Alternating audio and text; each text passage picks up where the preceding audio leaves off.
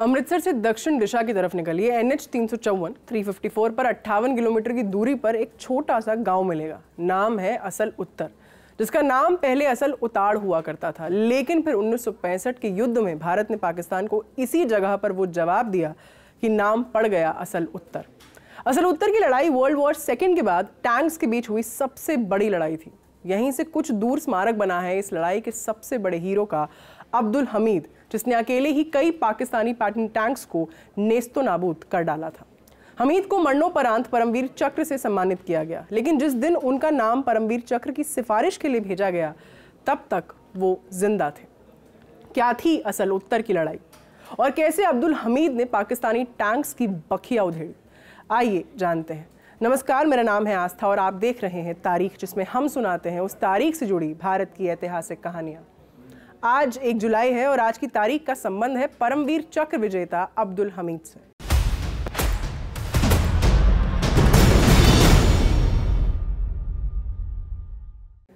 पहले समझते हैं कि 1965 की जंग असल उत्तर तक पहुंची कैसे। 22 सितंबर के एपिसोड में हमने आपको कच्छ में चले युद्ध और उसके बाद ऑपरेशन जिब्राल्टार के बारे में बताया था, जिसका लिंक आपको डिस्क्रिप्शन में मिल जाएगा। 5 अगस्त 1965 को करीब 25,000 पाकिस्तानी सैनिक कश्मीरियों की आम वेशभूषा में LOC पार कर कश्मीर में घुस आए।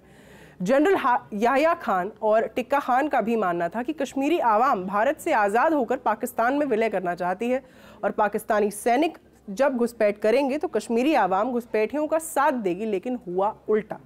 पाकिस्तान के घुसपैठियों को कश्मीरियों ने पहचान लिया और उनके साथ देने के बजाय घुसपैठ की सूचना भारतीय सैनिकों को दे दी। हाजीपीर POK का वो इलाका जहां से पाकिस्तानी लगातार घुसपैठ कर रहे थे, जैसे ही भारतीय सेना के कब्जे में आया, भारतीयों का पूरा युद्ध पर पलड़ा भारी हो गया था। अब पाकिस्तानी आगे घुसपैठ नहीं कर पा रहे थे, बल्कि हिंदुस्तान अब लाहौर एयरपोर्ट पर भी हमले की स्थिति में आ गया था। पाकिस्तान हार की कगार पर था, लेकिन पाकिस्तानी सैन्य अधिकारी और नेता नहीं चाहते थे कि उनकी आवाम की नज़र में उनकी भद्द पिटे। इसी कवायद में एक और ऑपरेशन शुरू किया गया। POK में अपनी फौज को राहत देने के लिए पाकिस्तान ने एक नया मोर्चा खोलने की सोची और इसी के साथ शुरुआत हुई ऑपरेशन ग्रैंड स्लैम की। पंजाब के खेमकरण सेक्टर में पाकिस्तान की तरफ से हमला कर दिया गया। ऑपरेशन ग्रैंड स्लैम का मकसद था चेनाब पर स्थित अखनूर ब्रिज को कब्जे में ले लेना। ऐसा करते ही पाकिस्तानी फौज जम्मू श्रीनगर हाईवे पर कब्जा कर पूरे कश्मीर और लद्दाख को भारत से काट सकती थी। जब अखनूर पर हमला हुआ, भारत के लिए ये चौंकाने वाली बात थी, लेकिन यहाँ पर पाकिस्तान ने एक बड़ी गलती की और बीच जंग में अपना कमांडर बदल डाला। अब कमान जनरल याह्या खान के हाथ में थी। इस अदला बदली में भारत को 24 घंटे की मोहलत मिली, जो जंग के लिए निर्णायक साबित हुई। 7 सितंबर तक खेमकरण में पाकिस्तानी एडवांस को रोकने के लिए आर्मी ने असल उत्तर में डिफेंसिव पोजीशन जमा ली थी। पाकिस्तान के 100 पैटर्न टैंक्स ने पहला धावा बोला। इन्हें रोकने के लिए सबसे आगे थे 1/9 गोरखा राइफल्स के जवान, लेकिन पैटर्न टैंक्स को रोकने के लिए हल्की आर्टिलरी नाकाफी थी। 62 माउंटेन ब्रिगेड 62 माउंटेन ब्रिगेड के बटालियन ने भी टैंक्स को रोकने की कोशिश की। माउंटेन ब्रिगेड ऊंचे इलाकों में लड़ाई के लिए ट्रेंड था और भारी हथियार चलाने के लिए उनकी ट्रेनिंग नाकाफी थी, इसीलिए बख्तरबंद टैंकों के आगे उनकी भी एक न चली।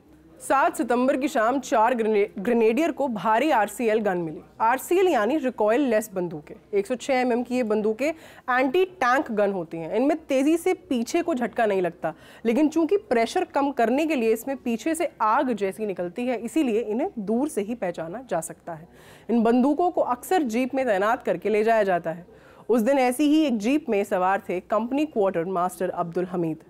आज ही के दिन यानी 1 जुलाई 1933 को हमीद की पैदाइश हुई थी। गांव था धामुपुर, जिला गाजीपुर में। पिता दर्जी हुआ करते थे और युवा हमीद को कुश्ती का शौक था। 20 साल में उन्होंने वाराणसी में भर्ती निकाली और 1955 में 4 ग्रेनेडियर बटालियन का हिस्सा बन गए। पहले राइफल कंपनी का हिस्सा हुआ करते थे, लेकिन फिर बाद में RCL कंपनी से जुड़ गए।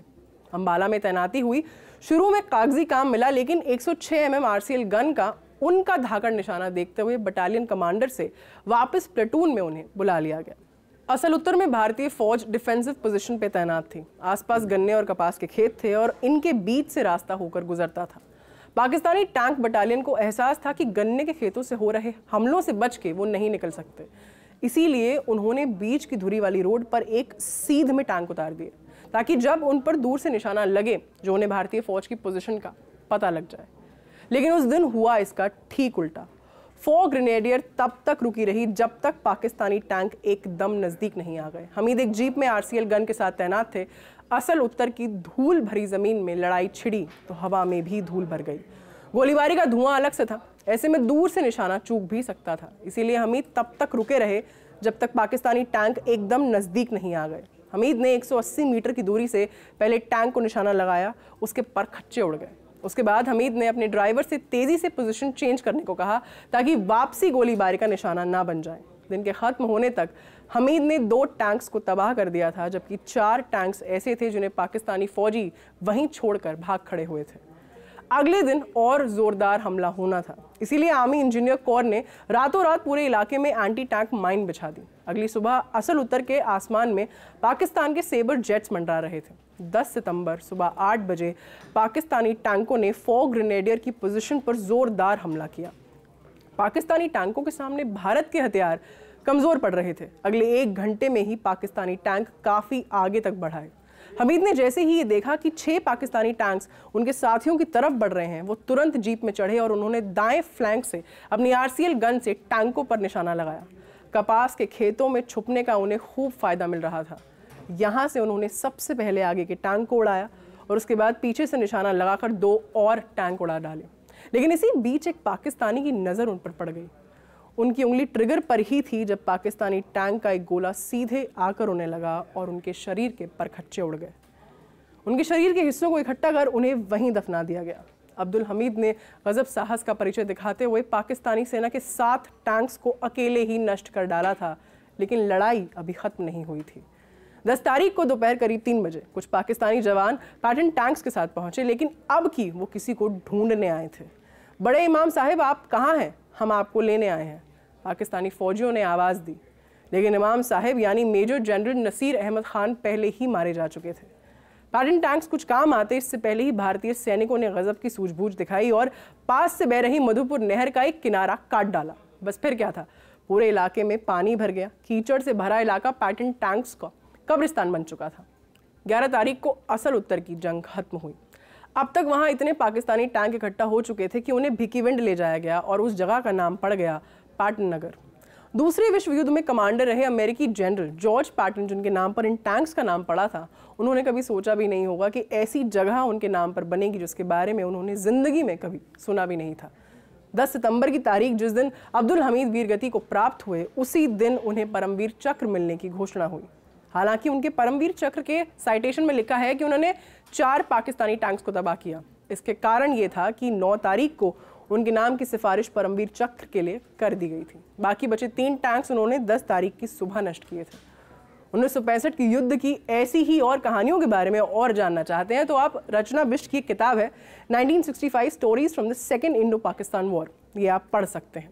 इस किताब में अब्दुल हमीद सहित कई और युद्धवीरों की कहानियाँ बताई गई हैं। तो ये था आज का एपिसोड जो आपके लिए लिखा था हमारे साथी कमल ने। अपना ख्याल रखिए और देखते रहिए दी लंडन टॉप। शुक्रिया।